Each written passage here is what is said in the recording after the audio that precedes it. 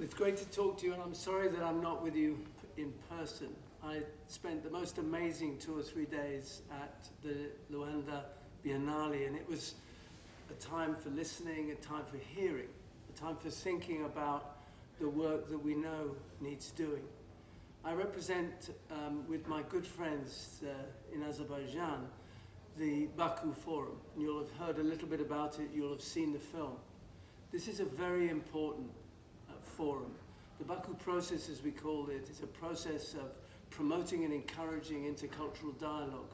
Dialogue between people of difference, whether that's of age difference or ethnicity, whether it's different tribes, different languages, different stages of development. We've heard at the Biennale here in Luanda of the importance of grappling with difference, of grappling with the challenges facing culture and cultures that clash together sometimes for reasons best known to other agendas and other histories.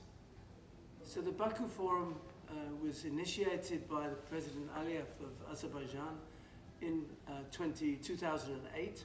So it's had its first 10 years, during which time it's grown, it's become more sophisticated, it's become more organized and more global. I've had the privilege of working with the team as an advisor, forming the content, cajoling support and engagement by many different countries and many different key participants. We're hoping very much in the next iteration, in the next development, that the Baku process will engage more with the subcontinent here, with the Africa, the sixth region. The Pan-African challenge of meeting and developing the challenges of the new century and creating peaceful coexistence among the many different peoples. It's as serious here as it is in many other places. But you know, over the last couple of days, we've heard powerful examples of how experience in Africa is ahead of the game. We have much to learn from the coexistence of women leaders, of women influencers here in Africa. We have much to learn by those who've grown and risen up from days of colonialism and the days of strange relationships with other parts of the world. Now I've heard, and I'm very, very clear, is a time for Africa to be confident, to be contributing, to having influence outside the continent in other agendas. We came to Luanda as invitation by UNESCO. We're very pleased to have done so, to try and persuade the Biennale to engage with the Baku process. Together we can create a synergy. We can create opportunity for more dialogue, but more importantly, for more action. One of the growing up elements of the Baku process was to recognize the importance of transforming dialogue into action. How many sessions have we had here at the Biennale which have concluded with a set of actions, with a set of commitments to change, a commitment to finding different ways of doing simple things to make a difference to ordinary people in their everyday life. As I said, I'm very sorry I'm not personally with you. It's actually a bit of a convenience at one level because we had such a wonderful debate and discussion yesterday on the International Day of Peace, celebrating the role that women have. And here I am, a man, to have participated yesterday would have been a humbling experience indeed. I enjoyed listening and I promote the Baku process. So the Baku process started really in recognition of the three big challenges facing humankind.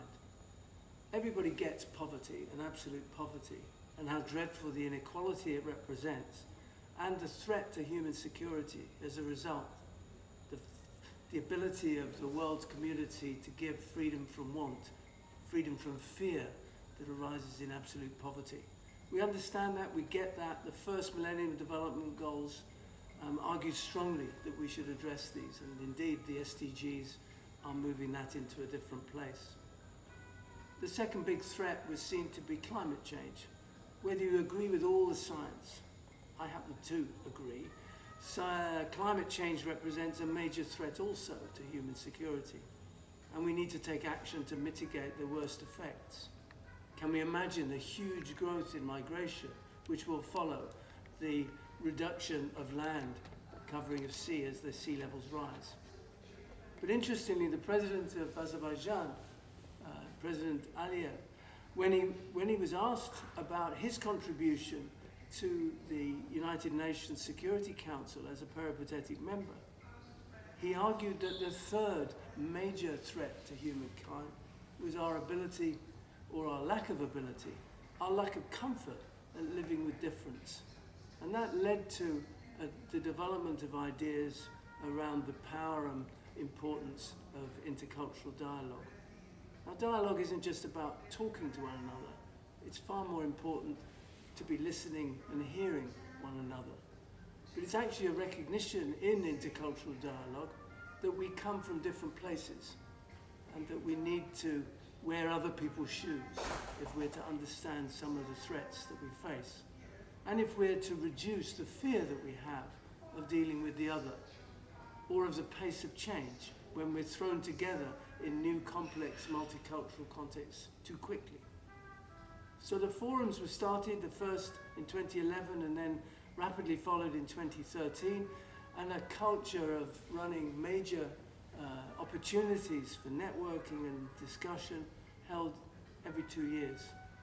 The last forum was earlier this year in May in Baku. It dealt with 3 major issues. Each year we choose new topics, new ideas to explore, new concepts to develop together. And each forum also, we're very clear to be conclusive around the actions that we want to inspire and initiate.